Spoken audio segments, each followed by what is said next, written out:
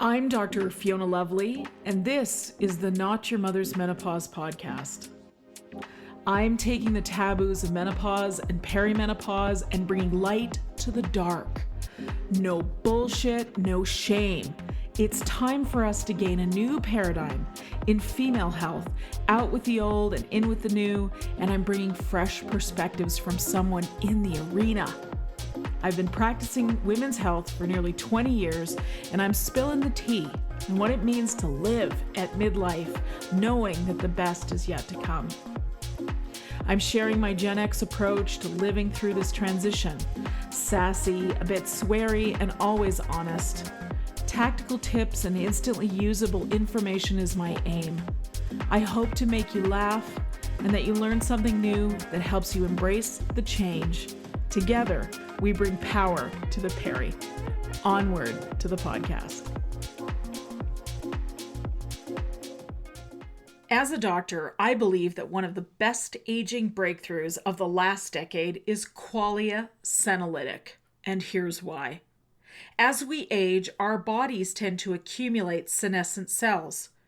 Senescent cells are also known as zombie cells because they linger in your body long after their useful function, wasting your energy and nutrition, which can contribute to less energy, slower workout recovery, joint discomfort, and basically feeling old.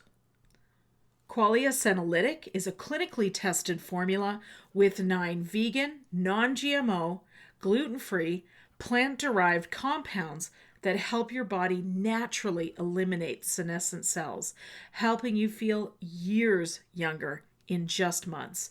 And the best part, you only take qualia senolytic just 2 days a month. It's an easy thing you can do to feel years younger, and it can literally transform how well you age. Go to qualialife.com/lovely to try qualia senolytic. It's backed by a 100-day money-back guarantee, and use promo code LOVELY, all caps, to get 15% off. As always, I'll leave the links in the show notes. That's qualia senolytic at qualialife.com/lovely with the code LOVELY to age amazingly well.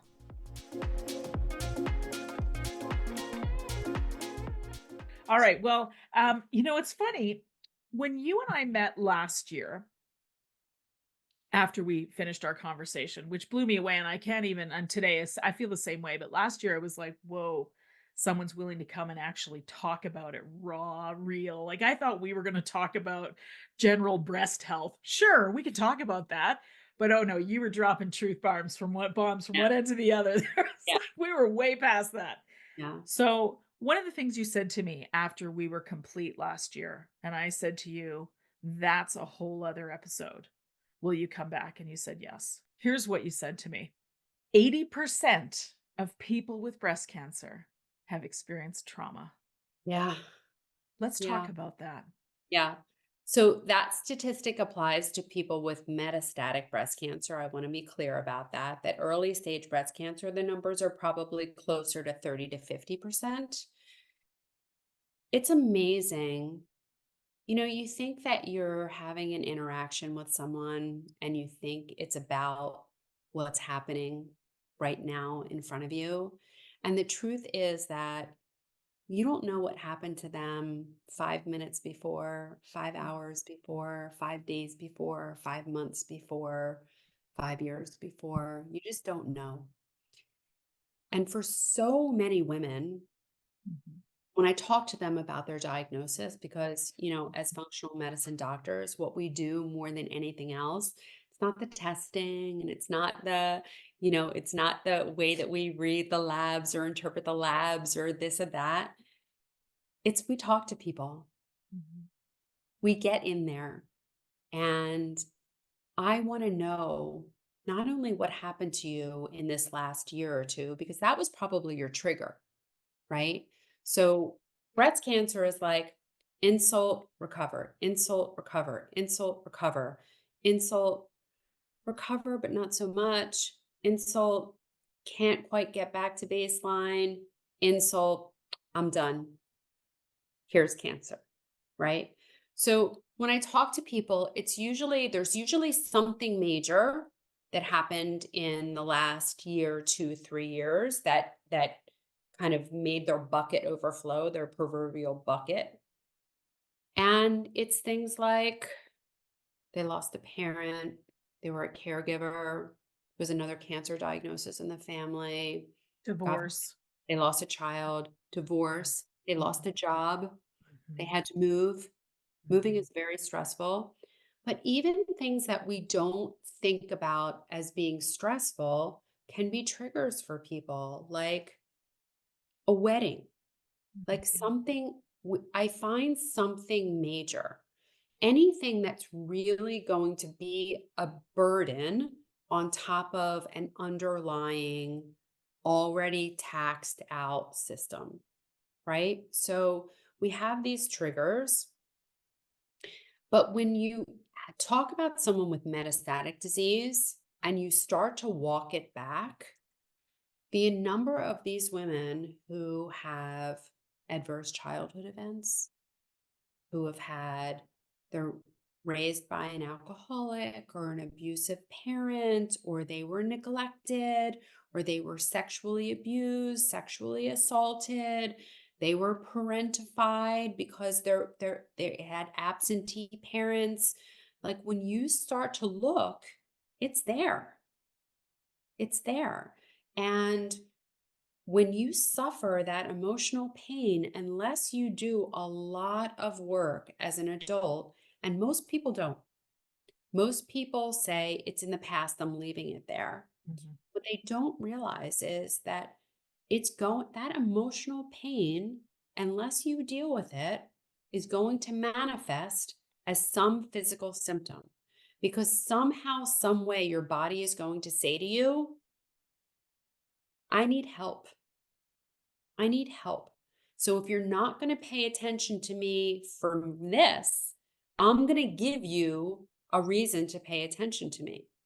It's kind of like what my father used to say to me when I was little and being disruptive. And he was like, my sister and I would be fighting in the back seat and he would be swinging back there. And he's Mhm. like, if one of you cries, I'm going to give you something to cry about. Mhm. Yep. Yep. Stop torturing each other. Yep. Yeah. But, it's that internal torture that is going to manifest. I had this wonderful patient. I mean, she was such an amazing lady. She was one of the federal prosecutors in DC, and she retired pretty young, like in her late 40s. And when she was retiring, she was like, you know what? I'll just go get a mammogram before I don't have my amazing health insurance. And that mammogram finds a mass, and that she goes into a whole workup. She gets diagnosed with metastatic disease. Now, we had some superficial things to fix. And at first, I was thinking, oh, well, maybe it was your retirement weighing on you, like being in a different situation than you had been for so long, and you enjoyed so much success in your career, but the administration was changing and you thought it was a good time to get out. And, maybe that was your trigger. And we cleaned up her diet and she stopped drinking and she lost 30 or 40 pounds. And, she really turned herself around, had no evidence of disease, was doing great, doing great. And then got back with an old boyfriend, started to drink again, put weight back on again. Cancer came back. And I said, let's just start over from the beginning. And I'm talking to her and asking her about her childhood. And she had told me when we had first met that something had happened, but she didn't want to share. And this time around, she told me that her parents had owned a ski resort and she was gang raped when she was 10 years old by Mm. 5 12-year-old boys. And she told her mother about it. And because the boys were the children of very well to do families, her mom didn't do anything about it. It's heartbreaking. Heartbreaking. And I'm just reminded that, that trauma, that can sit with you forever. And she got into one abusive relationship, one toxic relationship after the next. And here she is. She gets diagnosed with breast cancer, and she knows that the food has to be on par and the drinking has to stop and all of this. And she does it for a period of time. And then she's with this guy who's like, oh, that's all nonsense. And she falls right back into this pattern. And, people who have that sense of self worth, they generally don't do that. They generally, stand up from this for themselves and hold their ground. But she was just so damaged because, the person who should have been protecting her the most in the world didn't stand up for her. And she lived her whole life, which wasn't that long, with this tremendous shame. And it just eats away at you and manifests disease. Mhm. And I remember, do you know Kara Ewers? Mm-mm. Dr. Ewers, she's a brilliant, brilliant lady. Um, she talks about that she knew her first breast cancer was a result of unresolved trauma from a sexual assault when she was a child, and then her son was sexually assaulted, and she had a recurrence because it like all came back to her. And yeah, trauma is very, very real. It's Very very real. real. I remember I don't know if I'd finished professional school or not yet, but I do remember being a young woman and watching Dr. Christian Northrup on the Oprah Winfrey Show. And it's probably predates my professional existence, but I thank Dr. Northrup for giving me a totally different lens with which to see the world. Thank God. She's Mhm. still bravely out there talking. She is. She's Sh- amazing. She's an She, amazing lady. She is, by the way, and I got to meet her quite accidentally a few years ago. I asked you the question about Dr. Hyman, and I just couldn't even speak. Like I didn't. There was no preparation. It was all of a sudden I was in a room and there she was, and I was like, what do you say to the person who's I changed the know. trajectory of your life, right? I'm Yeah. sure she gets this all the time, but I just sort of lost my voice, which never happens. My husband wants to know where that switch is, but anyways. What she said, and I'm sure it was on the Oprah Winfrey Show, either that or she talked about in her first book, Women's Bodies, Women's Wisdom. And she said that women who experience trauma have an increased risk of heart disease and breast cancer because of course we hold it on our chest was how she said it, and I remember her indicating her body as she was saying that. And 20-year-old me was like, what the hell? Nobody's talking about this, right? And of course, she was ostracized from the medical community uh, for saying things like that in the 70s and early 80s, right? Nobody talked like that with the No, she's a establishment. pioneer for sure. She She was a was. pioneer.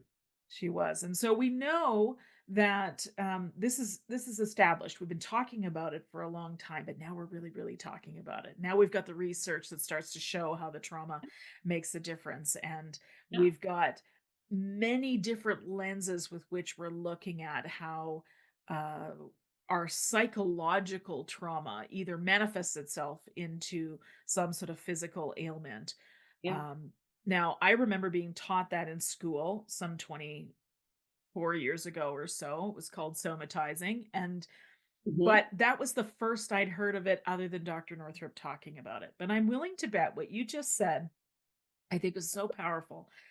How often when a specialist fires off a diagnosis to the person in front of them, are they considering just what walked in with that person, not just the diagnosis that happened and all the stuff that goes with it?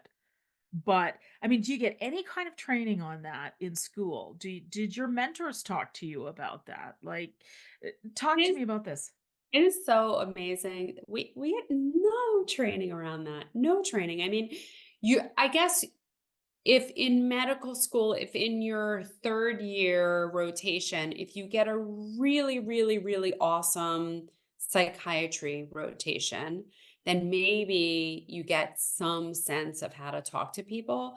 But, I'll tell you, you probably have already guessed that I'm a little bit of an overachiever. So I knew I, nothing about that. as in every single rotation that I went through as a medical student, I always, always, always wanted to be the best, the best, the best. And I'm sure I was a horrible brown noser and like such a suck up and all of those things. But I really wanted to learn everything that I could about everything.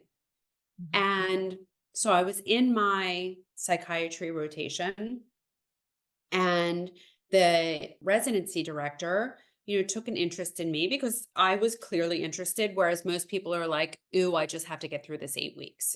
Right. And so I remember he said to me one time, do you know why people go into psychiatry? And I was like, I don't know. They want to help people. And he's like, no. Most of us are so damaged. The reason that we go into psychiatry is we don't have any other way of getting people to talk to us. Whoa. Right. I was like, oh, okay. um, Wow. yeah. So I think that, our training around how to talk to people, it's totally random. It's if you get lucky and you walk on the path with someone who's really good at it, then you get good at it. And if you don't encounter those people, you're probably one of those doctors that has a horrible bedside manner. I was really lucky that I encountered a lot of people who did it really well. Now, I didn't always do it well. And there were times in my career that I do not look back on fondly, that I was way, way, way too stretched and did not give people the time and attention and support that they needed from me because I just didn't have it in my tank. And it happens sometimes now too, in that you have to put your oxygen mask on first. You just do. And it's so easy for caregivers to be out of balance. And when you can't pour from an empty cup. You Mhm. just can't. So part of it is training around talking to people. And part of it is it's hard to be a human being when you're not in that place. Mhm. When you're tired and you're exhausted and you're doing too many things and you're responsible for too many things. And it's hard. Mhm. It's hard to give people what they need when you're exhausted. So I think that that's a lesson for everyone to just get a gauge of what you're doing and how you're doing it, and are you really living your purpose and doing what you're meant to do and doing it in a way that makes you feel good, because purpose driven living is one of the foundations to health. Mhm. Right? Mhm. So if you're not living with purpose, then you actually are going to be in that stress chemistry. And we know that that stress chemistry is what our cells are responding to. Again, going to back to what we started with, cancer is a normal response to an abnormal environment. And we have the control to create that environment. We have the control, we have the opportunity, we have the ability to create that environment of joy and not the chemistry of stress. But it takes a conscious person. And if you just allow life to run you rather than you running life, you're going to lose control and you're going to get into that chemistry of stress. It's so easy to fall into the busyness of life. It's so easy to let your attention be dictated by what's happening on social media or the news, or even just being overly available on your cell phone and that kind of thing. And if you're not, I don't want to sound woo woo, but honestly, if you're not practicing some self-care, if you're not taking care of yourself, if you're not living on your own agenda but living on someone else's, this is going to be tremendously stressful to you, and you're going to be met with disease. It's Mm. just going to happen. And Please be woo woo. Please. yeah.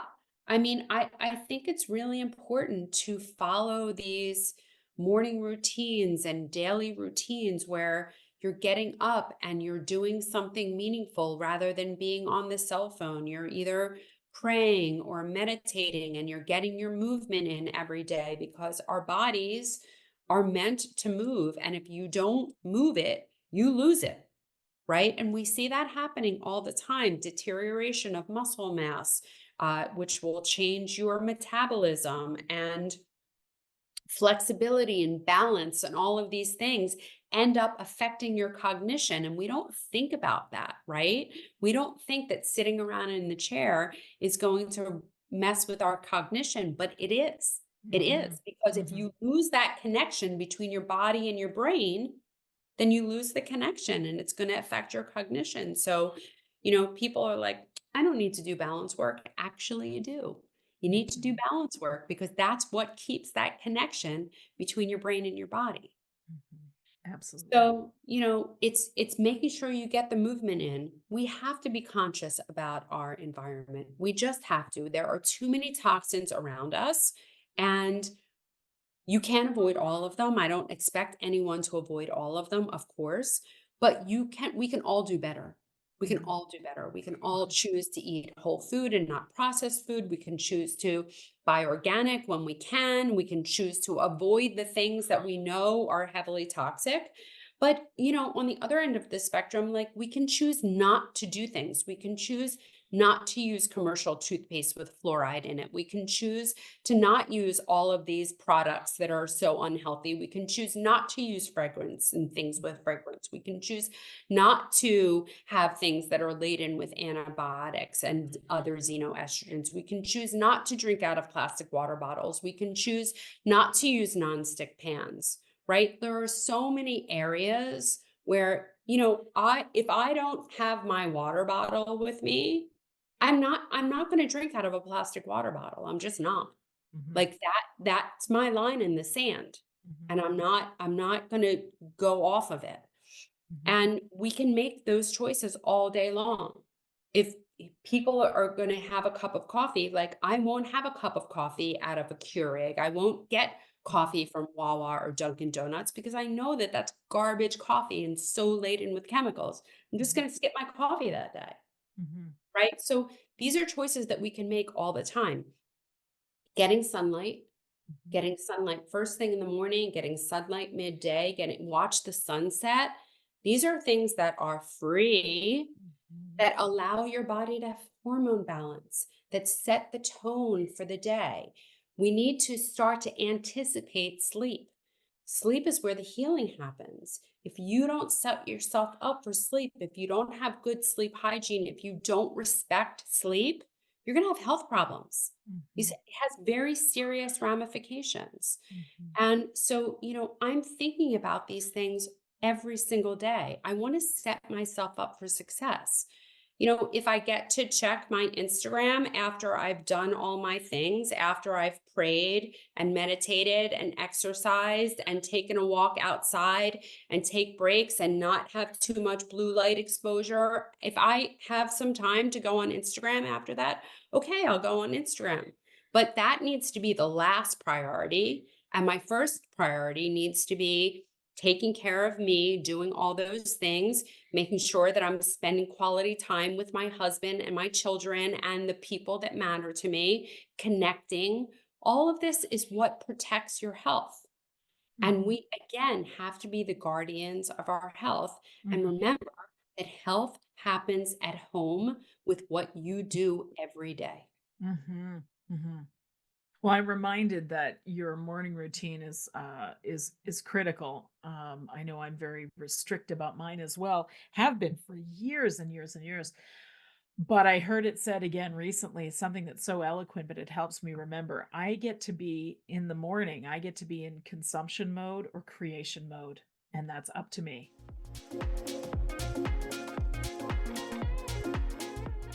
Protein and healthy muscle are the organ of longevity. Do you struggle to put on muscle, lose weight, or get enough protein each day? It's a common concern, but there's help. I prefer Keon Aminos to get my daily essential amino acids.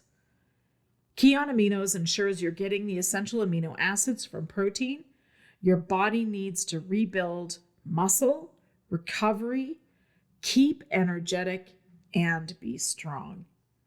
Keon Aminos is a clean source, transparent formula that gets mixed into water and tastes good. It's suitable for all diets, is gluten-free and dairy-free. It helps me feel full and hydrated and ready to go. I feel strong and I recover from activity quicker when my protein tank is full. Would you like to get better protein intake and supplement with Keon Aminos? Please go to getkeon.com/lovely, where Keon is offering 20% off for listeners of the show. There's a risk-free 60-day money-back guarantee. That's getkeon.com/lovely. And I'll drop the link in the show notes. Thanks, Keon.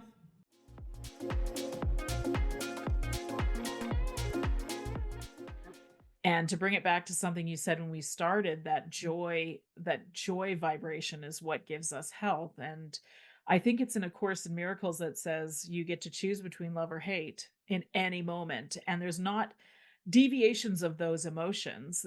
There's different things we call them, but ultimately those are the two things. And I think that makes it really simple. If you've got something in front of you, you get to choose how you respond or integrate it into your life. And that's a really nice, easy, simple, elegant filter to say, is this good for me or is this not good for me? Yeah. Yeah, Yeah. absolutely. Yeah. Absolutely. And it goes back to like the extras, the things that we were talking about with certain foods. Like if this is not going to help me, if this is not going to push my health forward in any way, I'm skipping it. Mhm. Now, it's not 100% of the time, and, every now and again, do I have a lazy Netflix day? Yes, for sure. Mhm. But most of the time, I'm not caught up on what's going on Netflix because there's just not enough time in the day. Yeah. And the other things are far more important. And your purpose is too strong to waste on such things. I mean, it's important to have rest days. Let me be clear. I feel the same Yeah, way. yeah. So tell us again, But if please. I'm being honest, I did stay up and watch that tennis match last night because I'm a huge tennis player and a Okay, tennis. I have not. It was Jessica Pegula, yes, playing Yeah, Yeah, who won? yeah. Do you want me to tell you? Yes, I do. Okay. Jess Pagula was so brilliant last night after having her ass handed to her in the Yes. first set. I mean, I think Yes. the first set was like 27 minutes or something like that. And then she came alive. She was down love 2 in the Yeah. second set, and just something clicked for her and she came alive. And Mukova is such a beautiful, brilliant player, and Yes. she'll have her day. And I actually don't think that Jess can beat Sabalenka, but I love them both so much that Yeah. I can't wait for the women's final. Um, Nice. I but turned it off after the first set. I was like, "Oh, this is not yeah, gonna go well." the first set was cringeworthy. It The really first set was. was like, ooh. Yeah. But, Yeah. uh but yeah, but it was an amazing match, and I did not get as much sleep as I should have gotten last night. That's okay, because Yeah. that was well worth watching. It's better Sometimes than, like, the Australian Open where I'm up half the night watching. I get it. I'm a tennis fan too.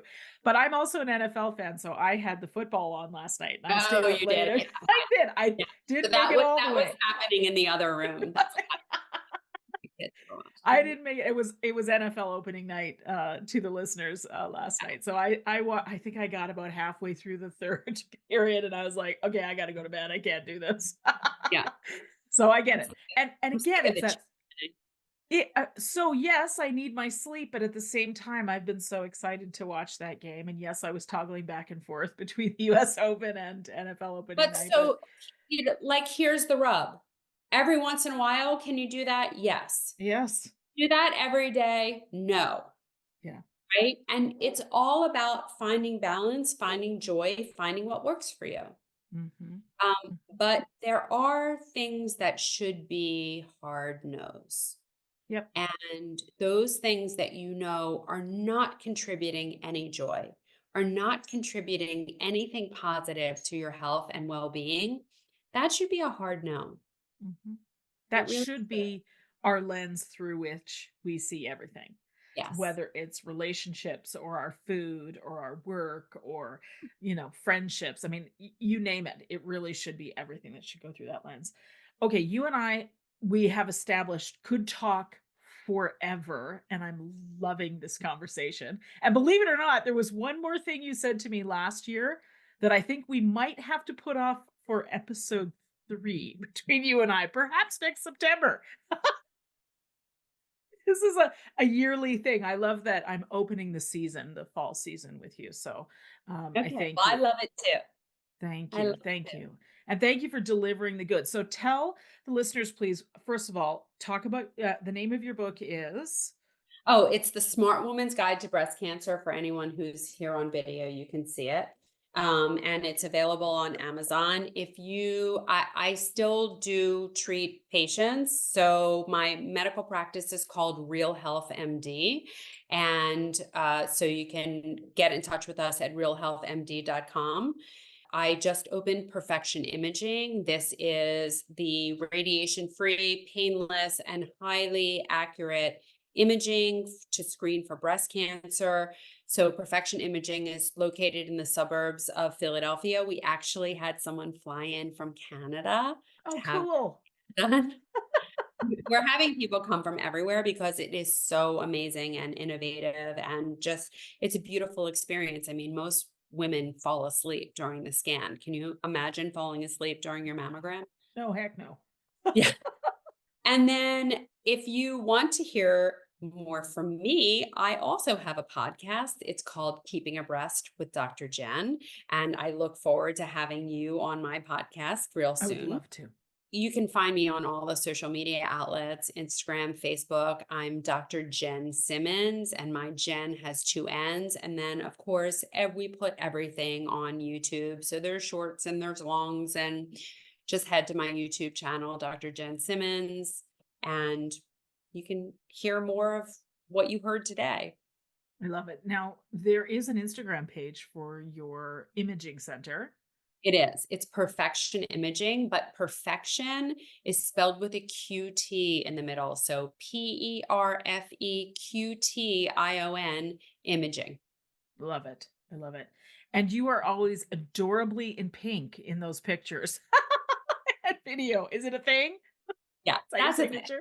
That's a thing. Okay. I, That's I fair. try to wear pink all the time. You got me today off of the tennis court, so I'm in my tennis dress. Yeah, but you've got your pink flower on. I You do. got it. I put my pink flower on. I couldn't get my hair done, but I did get my pink flower on. You're gorgeous as always. Now, I have a final question that I like to ask my guests, Okay. and it goes like this. I am aware that some governments on this planet have started to really show a kind of compassion and kindness towards women and women's health and around the big transitions in our lives. So, pregnancy, puberty, perimenopause. Mhm. And there is the example I like to use is one of the European countries, I believe it is the Netherlands. When you have a baby, the government provides you a night nurse for several weeks after you have delivered Wow. to let you as the woman recover while the baby is cared for by the night nurse. Now, Wow. isn't that lovely? It's beautiful. I think so too. So the Oh, National Health Service in the UK is providing all women with menopausal HRT that's available. And there are other examples of women having, menstrual disorders or needing to take time off once a month, etc., get to take that time off without penalty. It's a country in Africa, although I have forgotten which one it is exactly. Please excuse me. Is it Ghana, maybe? Anyways, someone can educate me on this. But my question to you is I imagine a time where our governments, Canada, the United States, and other countries are supporting women in their menopause transition because we know now that menopause transition can go on for a while. So if you were given a year away from your work Mhm. and your government paid you whatever your yearly annual salary was and gave you unlimited insurance to bring in any kind of practice, practitioner, experience that you would wish to support you in your menopause, in your menopause leave, I'm calling it. Mhm. What would you bring in? So it's actually the topic for my next book. So it's so interesting that you even Great. asked. So my next book is called The Forgotten Woman. And, of course, I'm always going to come at things from my life and my experience. And this book is for the woman that has had breast cancer. And her doctor is telling her that she should just be grateful that she's alive. Only she can't think, she can't sleep, she's depressed. Every bone in her body aches, every joint in her body aches. She has palpitations, she's gassy, she's bloated, her skin is dry, her hair is falling out and it's breaking. She has vaginal dryness. She has no libido. She has no desire to have sex. She's losing her relationship. She's cranky. She's anxious. She's irritable. What is she supposed to feel so grateful for? Mhm. And yet, what the medical community is telling her is that she can't have hormones because she had breast cancer. My mission is to dispel that to make sure that everyone knows that women who take hormone replacement after they have recovered from breast cancer are at no increased risk of recurrence. And if you are to have a recurrence, you actually do better as compared to women who didn't take hormone replacement and have a recurrence. Mhm. So, my mission and what I would love more than anything else, if the government were going to help me, is that I would want help dispelling all of these terrible, terrible misinformation campaigns that have taken such deep root in our system. I want people to know that mammograms do not save lives, that we should not be doing screening mammograms. There is no benefit to radiating a healthy woman, no benefit at all in terms of survival. And I want them to know that hormone replacement, when done by a hormone literate provider, is safe and life saving. That's it. That's all I want. I love it. And truth. And truth. So much truth. So availability to for women everywhere to hormone literate Yeah. care. Yeah. And that That's a tall order. women with breast cancer, they're people too, and they don't deserve to suffer. They've suffered enough. They've suffered enough. They need our help. And there is no reason to not help them other than people are ignorant and they don't know. And they still suffer this belief that hormones cause breast cancer. Hormones don't cause breast cancer. It's absurd. If you believe that hormones cause breast cancer, then you believe that every woman was put on this earth for the purposes of developing breast cancer. I mean, it's absolutely absurd. Do we need to get the Mm. chemicals out of our environment? For sure. Do we need to get rid of the xenoestrogens? Absolutely. But hormones and bioidentical hormone replacement, when done correctly by a hormone literate provider, this is not the problem. It's the solution. Mhm. I love it. Thank you for your deep sharing today, for your knowledge, for your passion to keep talking. I'm so grateful to have you again on the show. Dr. Jenn Simmons, thank you so Thank you much. for having me. It's so fun. My pleasure.